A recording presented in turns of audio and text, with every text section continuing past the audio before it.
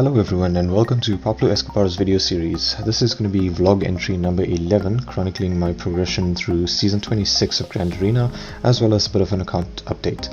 So for my Grand Arena updates, I've decided to do something a little bit different to the format, and instead of a video review of every single battle round by round, with a lot of overlaps and repeat battles coming up time and time again, I've decided to rather adopt a summary approach and just show video clips of the highlights and the most spectacular battles. So in the first round of week 3, I went up against Scott's 13 and managed to pull off a win here with a score of 1508 versus a score of 1084. The highlight of this was a gas JMK battle, which we're going to show now. I didn't get stonewalled by any of his defenses, and my defensive champions for this round was the SLKR First Order team and the Geos, who were able to hold up one defensive win each. Managed to slow him down a bit and probably made a bit of difference in terms of the total banners I was able to come away with, and the difference widened, allowing for the win. So with that gas vs JMK, this is a pretty reliable counter that I found recently. It does tend to fall apart a little bit when there is a cat on the opposing team, because cat will get the first one-hit KO off on gas and the whole 501st team will fall apart. But since my General Anakin Skywalker is modded for quite high protection at Relic 7, he actually holds up quite well against any level of Jedi Master Kenobi team rather. And it's just about trying to time them out and just let the 501st soak up the hits. Luckily though, these guys were a little bit of an idiotic team and didn't target down the ARC Trooper when he had Shatterpoint and was weakened a bit. But since they tend to skirt around taunting and they can't damage the 501st while gas is standing, that works out in our favor. The more buffs they accumulate, the more offense the 501st team accumulates as time progresses, until eventually they start hitting like trucks all the way around. The main trick on this team was, because of the General Kenobi and Mace Windu, there was a lot of foresight, but with Echo's grenade he's able to clear that quite nicely, as can the ARC Trooper, and easily able to put JMK down for 59 banners. In round 2 we went up against a player named Resmi Hardin, and this was a lower banner scoring round, but we still able to win with 783 against 366. Most of these were like lower geared teams, and there wasn't really much of a highlight to speak of, but I did tend to get stonewalled by this Qui-Gon Jinn Omicron team with the Jedi Knight Anakin, which is seeming to be a problem across a lot of people's games, I think. My defensive champions for this round was SLKR with 4 defensive wins. The Geos and Iden both held up 1 defensive win each. Then going into round 3. In round 3 I came up against Lopat, and this was my loss for the week. I managed to put up a score of 955, and unfortunately he put me out with 1012. But I did have some highlights in finally beating my first CLS team, which has been a long-standing nemesis on my account, and as well as pulling off a Jedi Master Kenobi win, which was significant because this was a team with cats, but it did take a 2-hit. My Stonewall I got blocked off basically by his SLKR that held off my top fleet zones. Hopefully when I get my C up and running that'll be less of a problem. My own defensive wins was Iden managed to hold out 3 defensive holds. Geos and SLKR each held off 1 themselves. So starting off with the first battle, I used my Imperial Troopers against that CLS team, and it was a little bit dicey in the beginning because I went into this just hoping that Han with his shoot first wouldn't take out Piet, otherwise the whole thing would fall apart. Luckily though he targeted Gideon, and even more luckier I guess he didn't kill Gideon. Maybe with a bit more relics Gideon would have been stronger, but we were able to put them down. Then with the Cat team, so here Cat was able to, as you saw, get the 1-hit kill on my General Kenobi. Anakin managed to get some offense up and cleared out some of the buffs, but it's a little bit hairy dealing with this team with this 2 foresights that they have.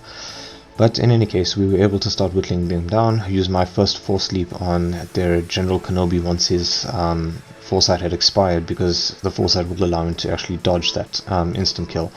Then took out the Cat on the other team, because my plan was that if I can take out Cat, at least I can bring in General Anakin Skywalker rather to clear up. But then I realized, like, you know what, I'm actually channeling through them quite nicely. Maybe I might actually not need a cleanup. Probably got a bit cocky here then, and the damage immunity on the Ahsoka Padawan actually tended to offset any of those hopes. But then instead of wasting gas, I decided to rather use Jedi Knight Revan so that I could target down Ahsoka Tano, prevent any buffs, and also land more ability blocks in Jedi Master Kenobi. It also let me have gas then to use for another more heavy hitting team on the top, which I think ultimately ended up being a Darth Revan team that I was able to beat. But yeah, 2-hit counter, and we were able to take out Jedi Master Kenobi.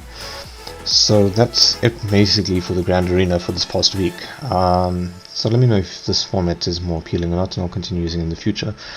But then looking at the account updates, so we made some progression then with our C farm, and we were able to slowly push a little bit more forward, getting a relic level onto Thrawn and bringing him up to relic 6, keeping him where he needed to be, investing a little bit of gear here and there where we could spare it. For what it's worth, this Iden Verso team with just the Stormtroopers seems to be holding out quite well. But as I think I mentioned in a previous video, my next plan would be to try and get Stark towards a relic level. Since he's a relic 3, it's a relatively low hanging fruit and allow me to save up more relic materials for the bigger and outstanding heavy relic requirements on Sith Marauder and Darth Sidious, who will both require relic 7. The remainder of my relics I think are Director Krennic, who needs relic 4 if I'm not mistaken, and Tarkin, who also needs relic 3. So not too bad, and if Stark pulls up to relic 3 he might be able to hit a little bit harder in that team, and who knows, maybe that Iden Verso team can get more holes. Either way, I think once the C requirements are complete, the rest of the energy while I'm farming up for tickets and farming for C's gear I think will probably be used to also boost up and surplus gear will be used to boost that Iden team, since they've been proving to be quite a phenomenal defensive hold in 5v5. As for the upcoming 3v3 seasons, I'm not entirely sure I'm going to go about that, but Stormtrooper at gear 12 might be able to trip up some people with the correct team compositions. But we'll see how that plays out in the coming seasons. When you're looking at the second half of requirements that I needed to meet for my C farm, there wasn't too much of movement in this regard. My Count Dooku has been relic 6 for a while now. The other heroes in this part are still kind of lagging behind a bit with the relic levels and actually just gear levels overall. And to be honest, I'm not really getting much use out of them anyway, in any case. I have tried using the small lead team a few times in territory wars, etc. But for the most part it's been a very underwhelming team. I'm not really impressed with them, but I guess they might hold out a bit on defense and just to trip some people up. But we'll see how that pans out. Watt is still chugging along, and this is after a territory battle. I was able to get him up to, I think it's 83 out of 85 shards. So we're looking down the barrel of a 7-star. It'll unlock at some point late, let's say maybe September or so, I think. Our guild is able to pull about normally 22 shards at a time or so. So at least 5 months, give or take, for 100 shards. Being a bit optimistic here by September. Okay, maybe October, November, and then we can look at focusing on Jedi Master Kenobi maybe next year. So the plan for this year would be after C to get Executor and then start working on Jedi Master Luke with Jedi Master Kenobi for the early next year plan. A lot of plans, whether it's overvaulting ambition or not, we will have to see. But in any case, we'll take it as it comes. For now, the focus would just be on C and trying to finish off these last few straggling requirements, and then try and build up some sort of semi decent team to use around him. Tarkin also would need some relic levels soon, being a relic level 3 requirement is not too high to reach. Then if we look over the account review for the progression since the previous Grand Arena week update, there's been about a 90k increase in my GP, going up from 4.4 million to 4.49 million.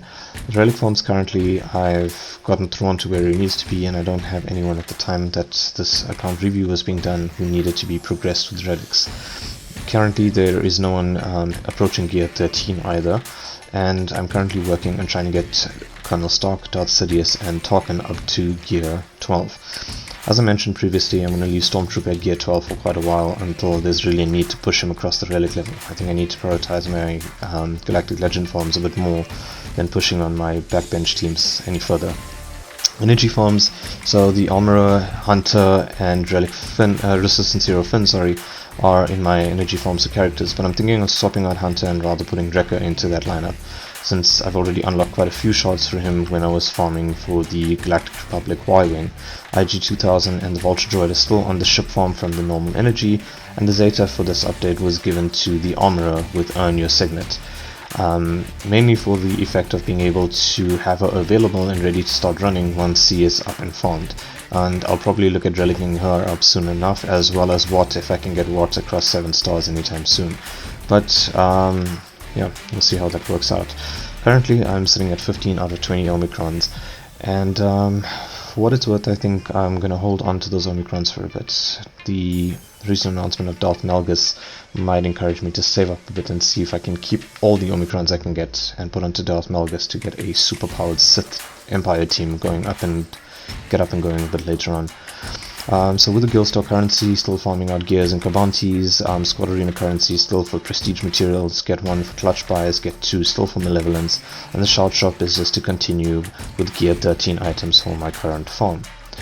So I think from here my next point would be to start using my fleet currencies for those Zetas and start holding Zetas to try and max out at 120 before I spend anything else, to hold on to at least 6 Zetas available for CU once he is unlocked and ready to go. So that brings us to the end of this week 11 or vlog 11 entry. Let me know what you guys think. If you like the new format, I personally think it's a bit more concise and much better to the point, and in future I'll just be showing them the videos of highlights from each week by week battle, instead of rehashing battles that have been shown on this channel over and over again. But once again, thanks so much for checking this out. Thanks for watching. Please feel free to like, comment, subscribe, and don't forget to check out the Twitch streams and the link down below. Take care. Cheers.